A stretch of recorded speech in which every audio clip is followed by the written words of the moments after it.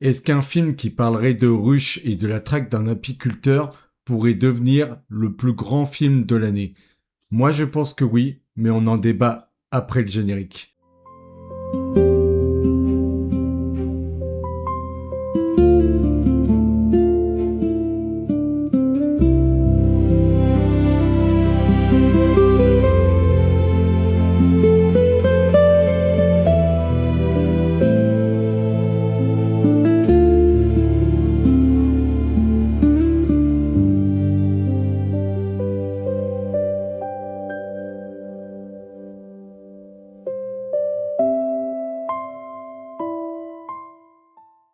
Bonjour à tous, bonjour à toutes, vous êtes sur la chaîne Cap 7e Art, c'est Xavier, et aujourd'hui nous allons parler de Oklahoma Honey, un film de Andrew Patterson, qui est un réalisateur peu connu à l'heure actuelle. Il a fait un film sur Amazon mais qui n'est pas très bien noté, et aujourd'hui il arrive avec ce film avec Matthew McConaughey en tête de casting, et ce film-ci est le film dont on doit absolument parler aujourd'hui, puisqu'il se situe dans un mois d'août qui est extrêmement fermé entre les sorties de Spider-Man, les sorties également de l'Odyssée qui continue à faire du chiffre en salle, et la sortie de la comédie déjantée, la fin de Hog Street, ce film avec des dinosaures.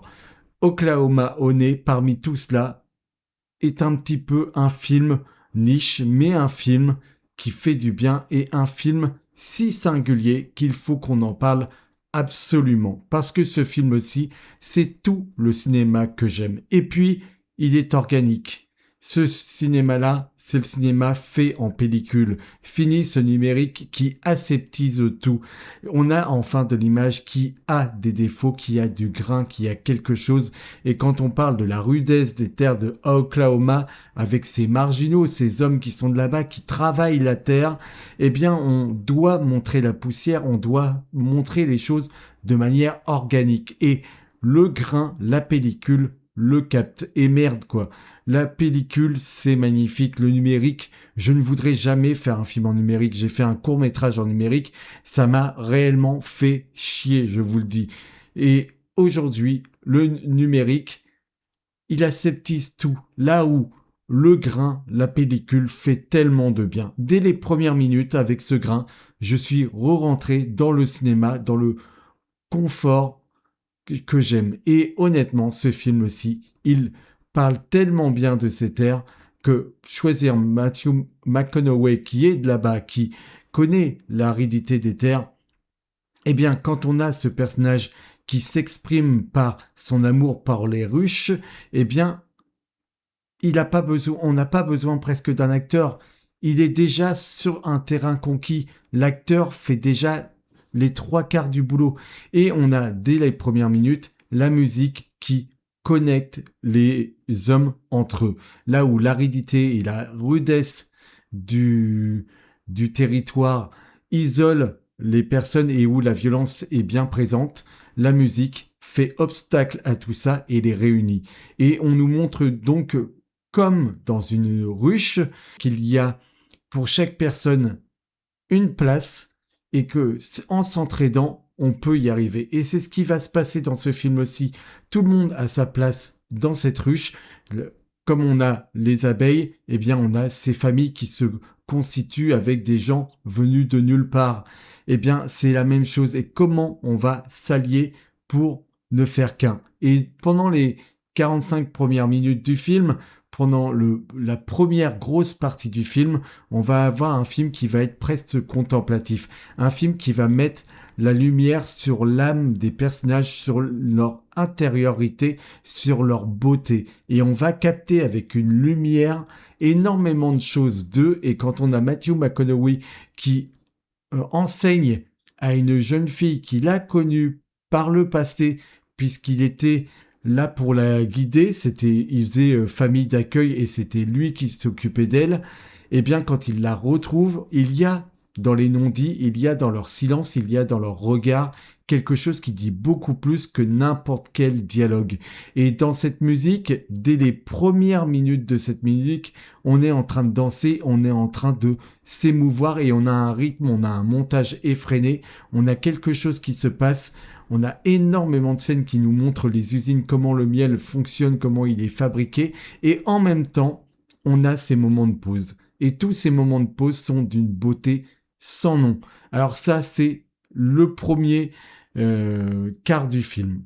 C'est les premières 40 minutes. On en prend plein les yeux et on a une lumière qui nous tabasse et des corps qui sont absolument fabuleux à regarder. Et le temps qui s'arrête presque à partir du moment où le personnage principal disparaît et laisse donc ses ruches à la jeune fille qu'il a connue et qui était petite et qu'il avait en famille d'accueil, eh bien cette jeune fille va vouloir faire payer ceux qui ont fait du mal à celui qu'elle considérait comme son père. Et donc on va avoir toute une traque qui va se faire en deuxième partie et où la musique va rester permanente. Elle va rester permanente comme si l'âme du personnage principal ne quittait jamais le film. Il a beau disparaître de l'image, il reste toujours omniprésent. Et toutes les actions qui vont se faire ne sont faites que pour lui rendre justice. Donc on a au casting des comédiens qui sont fous, mais fous. On peut parler de cette jeune fille qui joue donc la fille spirituelle de ce personnage principal. Elle est d'une beauté sans nom.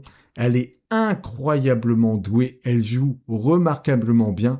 Chaque scène est très bien illustrée, très bien racontée. Si on a des couleurs qui se rapportent à des couleurs chaudes, au rougeâtre, presque de la couleur du miel dans la première partie, comme je vous disais, avec ces peaux qui sont mises en avant et ces silences pour montrer leur pureté, eh bien, dans la deuxième partie, c'est un petit peu plus sombre parce qu'on va être sur une quête de vengeance, mais une quête de vengeance rudement menée, rudement intelligente et où chaque personnage, même le plus pourri, peut avoir une humanité.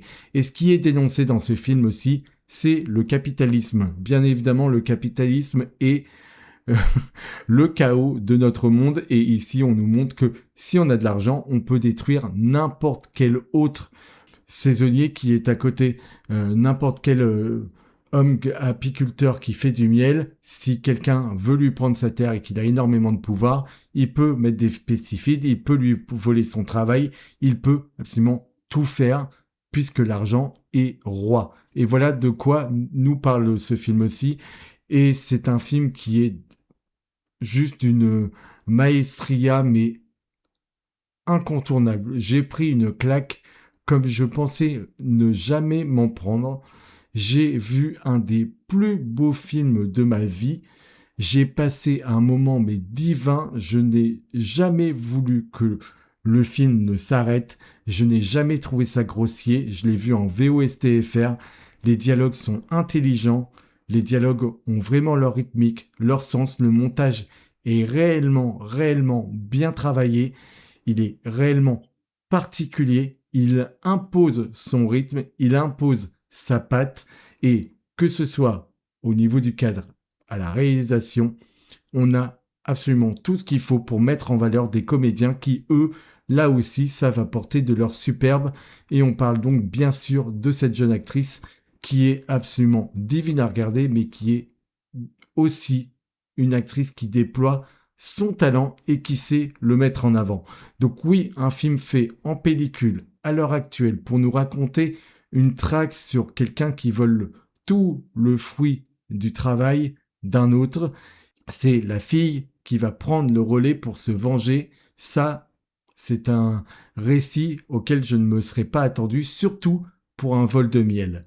Ça, c'est vraiment le cœur de tout cela. Et comment tout le monde va essayer d'aider cette jeune fille pour rendre hommage à ce qu'était la pureté d'Amzia, le personnage de Matthew McConaughey qui étincelle aux côtés de cette jeune fille quand il la retrouve. Il retrouve ce côté père. On sent qu'il y a des non-dits, on sent qu'il y a beaucoup de choses parce qu'on nous explique qu'à un moment donné, elle est partie dans une autre famille et on sent que ça a été fait sans son consentement. Et on sent qu'il y a beaucoup de choses qui se sont pas dites, qu'il y a beaucoup de douleur, mais en même temps, le fait de se retrouver, il y a une transmission qui se fait de nouveau.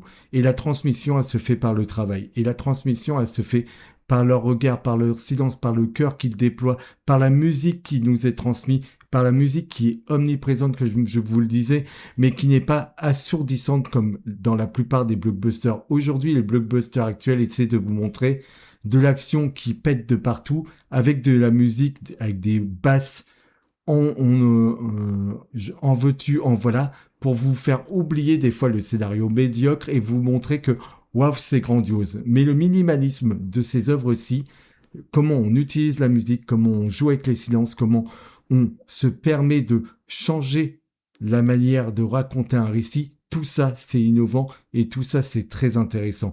Donc oui, Oklahoma City, c'est un film qui est brillant à tous les niveaux, qui ne vous donne qu'envie de danser, mais qui est absolument délirant dans sa traque, parce qu'elle est autant humaine que dévastatrice, et avec une musique qui nous prend à la gorge, on est ému du début à la fin, et surtout, on a des images d'une beauté, et tout est clair, on a des longues scènes qui ont le temps de respirer, de nous amener quelque chose. On a le temps de voir une action se faire, on a le temps de pouvoir s'imprégner des personnages et de leur vie. Et quand euh, la ruche et l'humain font corps, c'est magnifique. Quand toutes les abeilles se réunissent sur le corps de Matthew McConaughey ou encore de cette fille, ça dit bien la connexion de la nature à l'homme qui est possible. Donc non, ce film-ci, c'est un bijou à tous les niveaux, c'est un film rêvé, c'est un film grandiose, c'est le film que vous devez voir ce mois d'août, il est vraiment porteur de plein d'espoir et honnêtement ce film-là, je ne m'y attendais pas. Donc allez voir Oklahoma City, Oklahoma Honey, j'ai envie de dire Oklahoma City depuis le début.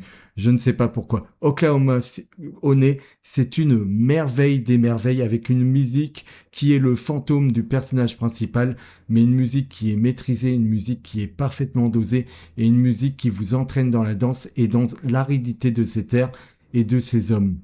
C'est sublime, c'est porteur de bien des messages écologiques, mais c'est aussi une magnifique histoire entre un père et une fille. Donc voilà, allez voir ce film, c'est grandiose. Merci d'avoir été au bout de la vidéo. Vous pouvez vous abonner, liker, commenter, me faire part de vos retours et on se retrouve très vite pour parler de cinéma et de séries. Pourquoi parler d'autre chose ?